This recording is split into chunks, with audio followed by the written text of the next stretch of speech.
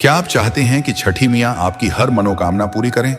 क्या आप चाहते हैं कि आपके जीवन से हर अंधकार मिट जाए और आपकी झोली सुख, शांति और समृद्धि से भर जाए? तो आज का ये वीडियो आपके लिए ही है, क्योंकि आज हम बात करने जा रहे हैं उस पर्व की जिसकी आराधना से सिर्फ शरीर नहीं, आत्मा तक पवित्र हो जाती है।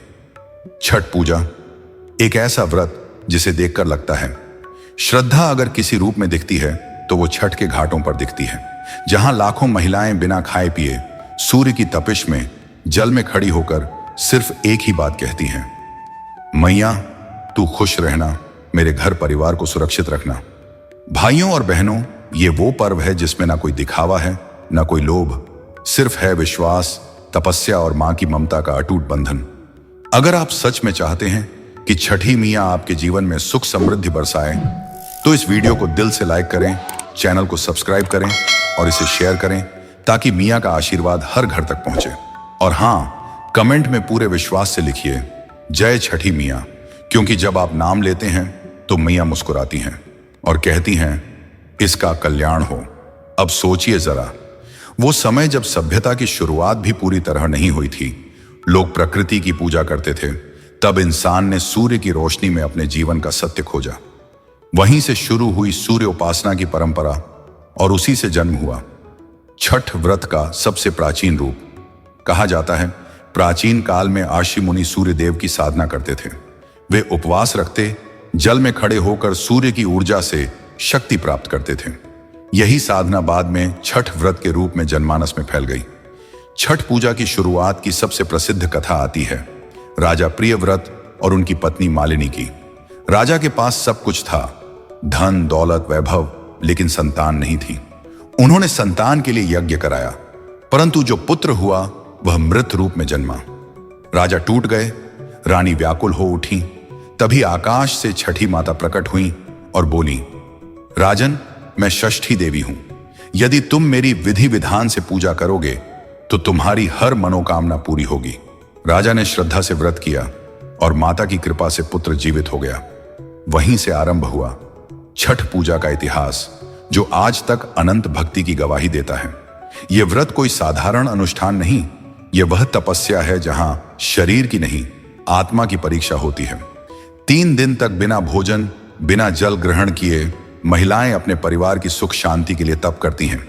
वे कहती हैं, हम नहीं खाएंगे जब तक सूर्य देवता और छठी मियाँ को अर्घ्य नहीं देंगे।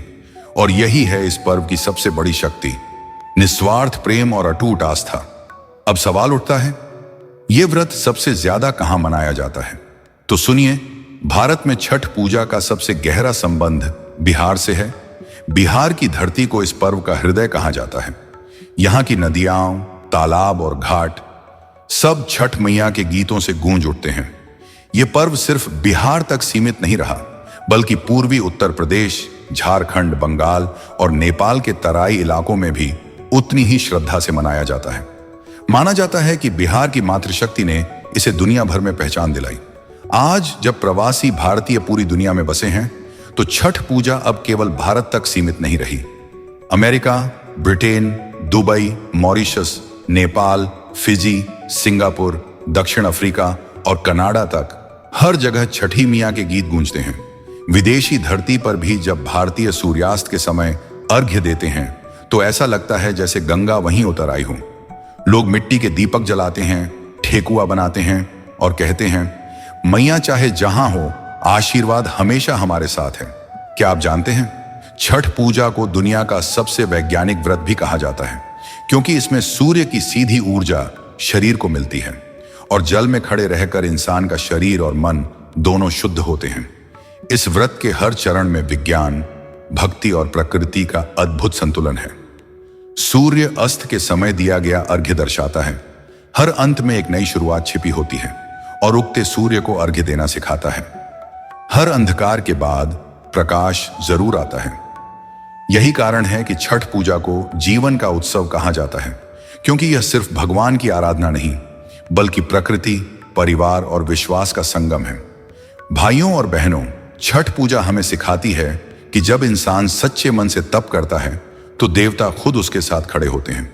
छठी मियाँ सिर्फ फल मांगने वालों की नहीं, बल्कि कर्म और आस्था रखने वालों की आराध्या है। तो अगर आप सच में चाहते हैं कि आपके जीवन में खुशियां, स्वास्थ्य और सफलता बनी रहे, तो श्रद्धा से जुड़िए इस पर्व से। आज से ही प्रण लीजिए, हर सुबह उगते सूर्य को प्रणाम करेंगे और हर शाम डूबते सूरज को धन्यवाद कहेंगे, क्योंकि छठ पूजा सिर्फ एक व्रत नहीं, ये जीवन का दर्शन है जो कहता है धैर्य रखो, श्रद्धा रखो, सूर्य की तरह चमको।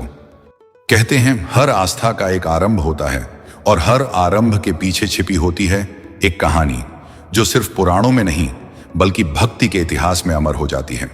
छठ पूजा का आरंभ भी ऐसा ही दिव्य रहस्य है जो आज करोड़ों लोगों की श्रद्धा बन चुका है।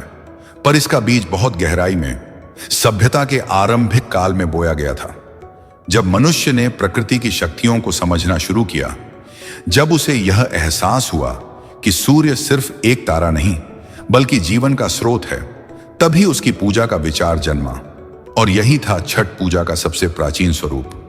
लेकिन इतिहास की दृष्टि से देखें तो छठ पूजा का प्रथम उल्लेख ऋग्वेद में मिलता है। ऋग्वेद में सूर्य उपासना के अनेक मंत्र हैं, जहां सूर्य को सत्य का दाता, जीवन का पालनकर्ता और अंधकार का नाशक कहा गया है। उसी काल से आरंभ हुई सूर्य अर्घ्य परंपरा बाद में छठ पूजा के रूप में विकसित हुई। समय बीता, युग बदले, राजवंश आए और गए, पर इस परंपरा की जड़ें और गहरी होती गईं। त्रेता युग की कथा कहानी है भगवान राम और माता सीता की। जब राम वनवास पूरा कर अयोध्या लौटे, पूरे नगर में दीपोत्सव मनाया गया। वही दीपावली का दिन था और दीपावली के छठे दिन माता सीता ने सूर्य देव की पूजा की। उन्होंने नदी में स्नान किया और छठे दिन सूर्य देव को अर्घ्य देकर राज्य के कल्याण और परिवार की मंगल कामना की। कहा जाता है यहीं से छठ शब्द जुड़ा, जो षष्ठी तिथि यानी महीने के छठे दिन से संबंधित है, इसलिए इसे छठ पूजा कहा गया। दूसरी कथा महाभारत काल की, जब पांडवों को अपने कर्मों के कारण वनवास मिला तो द्रौपदी ने भगवान सूर्य की आराधना की थी। उन्होंने निर्जल व्रत रखकर सूर्य देव से प्रार्थना की, हे प्रभु, हमें शक्ति दीजिए कि हम अपने पतियों का साथ निभा सकें, उनकी रक्षा कर सकें। सूर्य देव उनकी भक्ति से प्रसन्न हुए और उन्हें असीम तेज और सहन शक्ति का वरदान दिया। कहा जाता है उसी काल में यह व्रत और भी प्रसिद्ध हुआ। तीसरी कथा कर्ण की तपस्या। महाभारत के महान योद्धा कर्ण, जिन्हें सूर्य देव का पुत्र कहा गया, वे प्रतिदिन भोर और संध्या के समय नदी में खड़े होकर सूर्य को अर्घ्य देते थे। उनकी इस साधना की गहराई इतनी थी कि सूर्य की किरणें उनके शरीर से झलकती थीं। कर्ण ने कभी भी अपनी दिनचर्या नहीं तोड़ी। उनकी इसी आराधना ने छठ पूजा की आत्मा को जन्म दिया, क्योंकि छठ का सार है सूर्य की उपासना और आत्मनियंत्रण। लोक कथाओं में छठ मैया का जन्म, लोक श्रुति के अनुसार छठ मैया कोई साधारण देवी नहीं है, वे सूर्य देव की बहन मानी जाती हैं। इसलिए इस व्रत में सूर्य के साथ साथ उनकी बहन छठी देवी की भी पूजा की जाती है। छठ मैया को मां षष्ठी भी कहा जाता है, जो संतान की रक्षा करती हैं और उसकी लंबी आयु का आशीर्वाद देती हैं। यही कारण है कि बहुत सी महिलाएं संतान प्राप्ति या उसकी सुरक्षा के लिए छठ मैया का व्रत रखती हैं। वैज्ञानिक और आध्यात्मिक दृष्टि, अगर हम इसे वैज्ञानिक रूप से देखें तो छठ पूजा सिर्फ धार्मिक नहीं बल्कि प्राकृतिक चिकित्सा और ऊर्जा विज्ञान से जुड़ी परंपरा है। कार्तिक मास के समय सूर्य की किरणें पृथ्वी पर सबसे शुद्ध मानी जाती हैं। जल में खड़े होकर सूर्य को अर्घ्य देने से शरीर में विटामिन डी का संचार होता है, त्वचा और मन दोनों शुद्ध होते हैं। व्रती 4 दिनों तक सात्विक भोजन और संयम रखते हैं, जिससे शरीर का विषहरण, डिटॉक्सिफिकेशन होता है। यानी यह पर्व आध्यात्मिक ही नहीं बल्कि वैज्ञानिक संतुलन का प्रतीक है। 4 दिवसीय अनुष्ठान छठ पूजा के 4 चरण होते हैं। हर चरण एक साधना है, एक शुद्धिकरण प्रक्रिया। पहला दिन, नहाए खाए व्रती गंगा या पवित्र जल में स्नान करते हैं। उस दिन सिर्फ एक बार भोजन किया जाता है, शुद्ध और सात्विक। भोजन बनाने में मिट्टी के चूल्हे, नए बर्तन और गंगा जल का प्रयोग होता है। यह दिन शरीर और मन की शुद्धि का प्रतीक है। दूसरा दिन, खरना। इस दिन पूरा दिन उपवास रखा जाता है और शाम को गुड़ चावल की खीर और रोटी का प्रसाद बनाकर व्रत तोड़ा जाता है। इसके बाद व्रती पूर्ण उपवास में प्रवेश करता है, अगले 2 दिनों तक बिना अन्न जल के। तीसरा दिन, संध्या अर्घ्य सूर्य अस्त होने से ठीक पहले व्रती अपने परिवार के साथ घाट पर पहुंचते हैं। हजारों दीपक, गीत और सूर्य की डूबती किरणें, पूरा वातावरण दिव्यता से भर जाता है। सूर्य देव को डूबते हुए अर्घ्य दिया जाता है, जो प्रतीक है विनम्रता और आभार का। चौथा दिन उषा अर्घ्य। सुबह सुबह जब सूरज उगने ही वाला होता है, तब व्रती पुनः जल में खड़े होकर उगते हुए सूर्य को अर्घ्य देते हैं। यह क्षण सबसे पवित्र माना जाता है, क्योंकि यहां अंधकार से प्रकाश की ओर यात्रा का प्रतीक छिपा है। इसके बाद व्रती प्रसाद ग्रहण करके व्रत का समापन करते हैं। कहां सबसे अधिक मनाई जाती है यह पूजा? छठ पूजा का सबसे गहरा प्रभाव बिहार, झारखंड और पूर्वी उत्तर प्रदेश में है। बिहार के पटना, भागलपुर, दरभंगा, छपरा, आरा और गया में यह पर्व बड़े उत्साह से मनाया जाता है। नेपाल के तराई क्षेत्र, झारखंड के रांची, धनबाद, बोकारो और यूपी के गोरखपुर, बलिया, बनारस में घाटों पर लाखों की भीड़ उमड़ती है। लोग दूर दूर से ट्रेन, बस, साइकिल, यहां तक कि पैदल चलकर आते हैं सिर्फ मैया के दर्शन करने। और आज जब लोग देश छोड़कर विदेशों में बसे हैं, तब भी छठ मैया की गूंज न्यूयॉर्क के हडसन नदी से लेकर लंदन की थेम्स नदी तक सुनाई देती है। Mauritius, Fiji, Nepal, Dubai, America, Canada, हर जगह भारतीय समुदाय इस पर्व को उसी श्रद्धा से निभा रहा है। इससे बड़ा उदाहरण और क्या होगा कि एक क्षेत्रीय पर्व अब वैश्विक आस्था का उत्सव बन चुका है। छठ मैया और लोक भावना। लोक कथाओं में कहा गया है, छठ मैया हर सच्चे मन से की गई पुकार सुनती है। जो मनुष्य सच्ची निष्ठा से व्रत करता है, उसकी हर मनोकामना पूर्ण होती है। कई गांवों में आज भी कहावत है, छठी मैया के व्रत से बड़ा कोई व्रत नहीं, क्योंकि इस व्रत में कोई आडंबर नहीं, कोई शोर नहीं, सिर्फ एक गूंज होती है, भक्ति की, प्रकाश की, जीवन की। छठ पूजा हमें यह सिखाती है कि अगर हम सूर्य की तरह उजले बने, मैया की तरह दयालु रहें, तो जीवन का हर अंधकार मिट सकता है। जब आसमान पर उगता हुआ सूरज अपनी पहली किरण धरती को छूता है, जब नदी का जल सुनहरी आभा में नहा जाता है और जब घाटों पर गूंजती है पुकार, जय छठी मैया, तब समझ लीजिए भक्ति का सबसे पवित्र पर्व छठ पूजा आरंभ हो चुका है। यह सिर्फ एक पूजा नहीं, यह प्रकृति और मानव के बीच का संवाद है। यह सूर्य की ऊर्जा, जल की पवित्रता और नारी की शक्ति का संगम है। छठ पूजा एक ऐसा पर्व जहां आस्था सबसे ऊपर होती है, जहां न दिखावा है न विलासिता, सिर्फ सच्चा विश्वास, सच्चा प्रेम और सच्चा त्याग। कहते हैं, जब दिल सच्चा हो तो भगवान स्वयं भक्त के सामने झुक जाते हैं। छठ पूजा उसी सच्चाई का प्रतीक है। कभी इस पर्व को सिर्फ बिहार और झारखंड के घाटों पर देखा जाता था, लेकिन आज यह पूरी दुनिया में गूंज रहा है। जहां जहां बिहारी या पूर्वांचली आत्माएं बसी हैं, वहां वहां आज भी गूंजती है छठ मैया के गीत। केतना जलन बाणी हे सूर्य देव।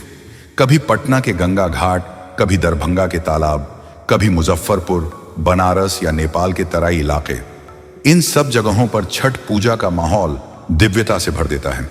सूरज की लाली और जल में झिलमिलाते दीपक, ऐसा दृश्य मानो धरती खुद स्वर्ग बन गई हो। लेकिन भैया, यह सब शुरू कहां से हुआ? कौन था वो पहला भक्त जिसने यह महान व्रत शुरू किया? क्यों इस व्रत को निभाना इतना कठिन और फिर भी इतना पवित्र माना जाता है? पुराणों में इसका उल्लेख मिलता है।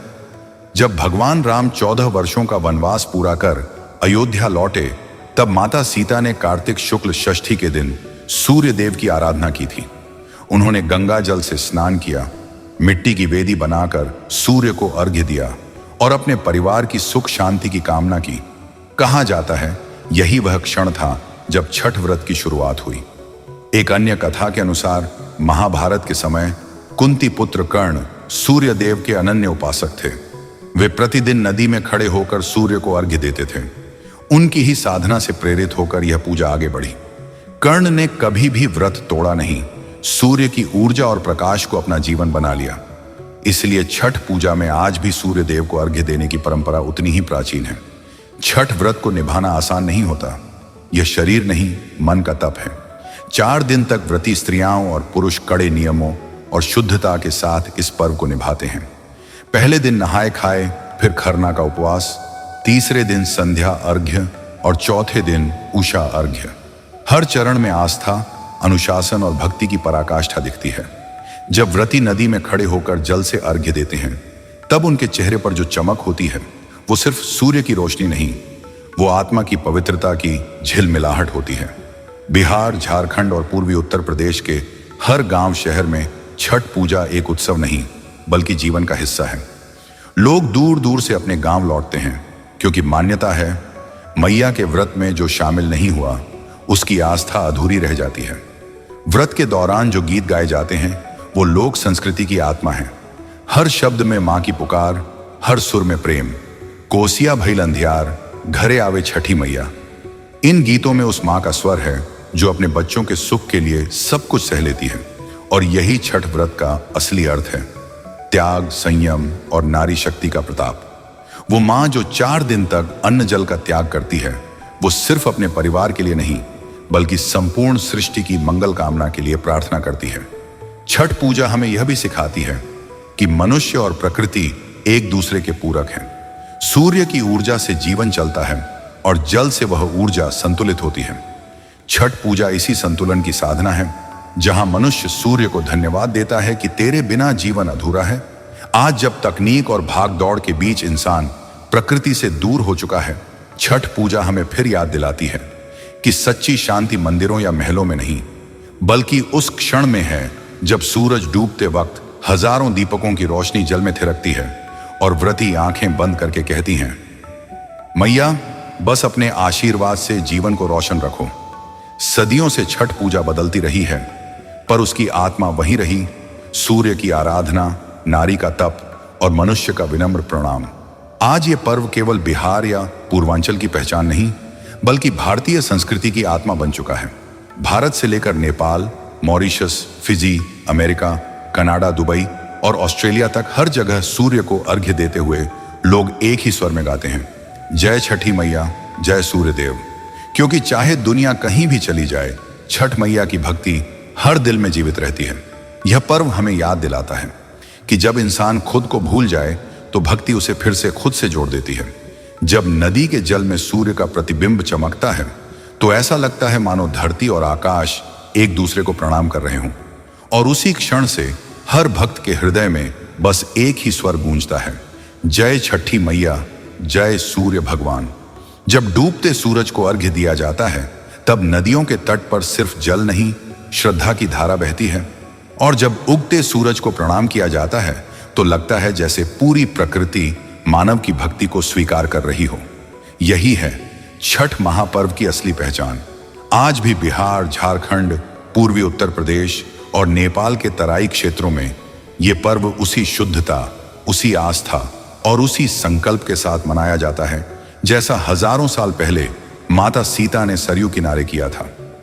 पर फर्क बस इतना है, तब इसे गांवों की मिट्टी जानती थी, अब इसे पूरा विश्व पहचानता है। दुबई से लेकर लंदन तक, न्यूयॉर्क से लेकर सिंगापुर तक, हर जगह गूंजती है एक ही आवाज, जय छठी मियां। और यही इस पर्व की सबसे बड़ी ताकत है। ये हमें जोड़ता है, हमें एक करता है और याद दिलाता है कि भक्ति का कोई धर्म नहीं, सिर्फ विश्वास होता है। तो अगर आज आपने भी महसूस की है छठ की वो पवित्र ऊर्जा, अगर आपके मन में भी आया है कि मैया बस अब मेरी भी सुन लो, तो दिल से बोलिए, जय छठी मैया। और हाँ, अगर इस भक्ति ने आपके दिल को छू लिया हो तो इस वीडियो को एक आशीर्वाद समझकर लाइक कीजिए, श्रद्धा के भाव से शेयर कीजिए, कमेंट में लिखिए जय छठी मैया। और अगर अब तक चैनल को सब्सक्राइब नहीं किया है तो कर लीजिए, क्योंकि आने वाले वीडियो में हम फिर मिलेंगे मैया की महिमा और आस्था की ओर गहराइयों को जानने के लिए। तब तक उगते सूरज के साथ आपकी हर मनोकामना पूरी हो। जय छठी मैया की जय।